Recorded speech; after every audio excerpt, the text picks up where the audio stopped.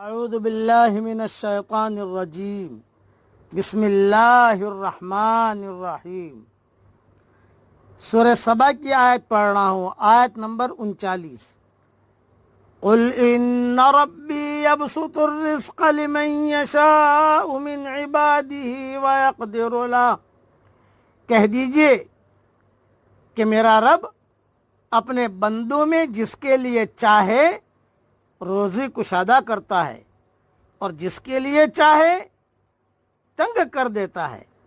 وما انفقتم من شیء فہو یخلفہ، تم جو کچھ بھی اللہ کی راہ میں خرچ کرو گے اللہ اس کا پورا پورا بدلہ دے گا۔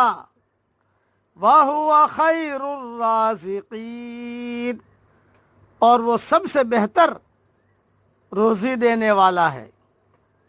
تھوڑی سی اس کی تشریح سن لیجئے۔ حدیث قدسی میں آتا ہے کہ اللہ تعالیٰ فرماتے ہیں، اے ابن آدم تو خرچ کر، میں تجھ پر خرچ کروں گا، یعنی بدلہ دوں گا۔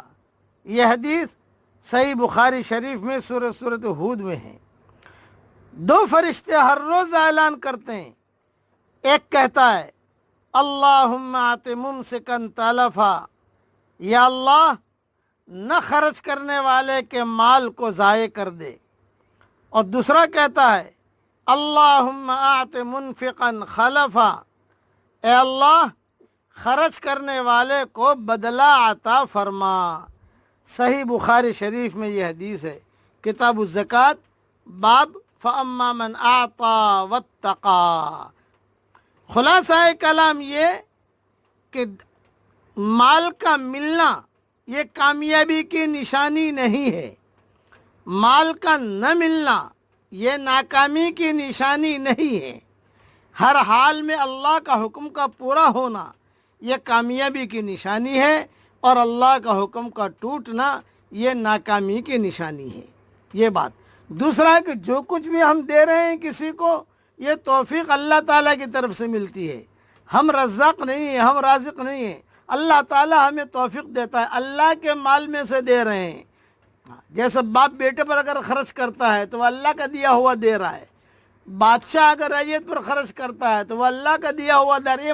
یہ اللہ کا مال ہے جو کچھ بھی ہے، اس لیے خرچ کرنے کی یہاں جو ہے فضیلت بیان کی کہ آپ جو کچھ بھی خرچ کرو گے اس کا بدلہ اللہ تعالیٰ دے گا۔ یہ جو بھی لاک ڈاؤن ہوا اس کے اندر جو مسلمانوں نے خرچ کیا ہے، اس سے مجھے بہت امید ہے کہ انشاءاللہ اللہ اس ملک کے حالات کو بدلے گا۔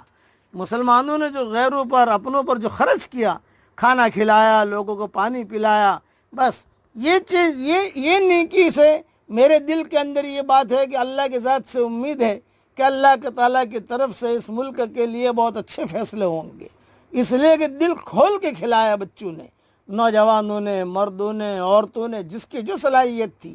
بلکہ بعض جگہ سے تو میں ایسی اطلاع ملی روزانہ کے 15 لاکھ روپیہ خرچ ہوتے تھے، خرچ کرنے میں، کھلانے کے اندر جمع کر کے کھلاتے تھے۔ اللہ تعالیٰ ان کھلانے والوں کو اللہ قبول فرمائے، اور آگے بھی اللہ تعالیٰ ہم سب کو توفیق عطا فرمائے، آمین۔ وآخر دعوانا ان الحمد للہ رب العالمین۔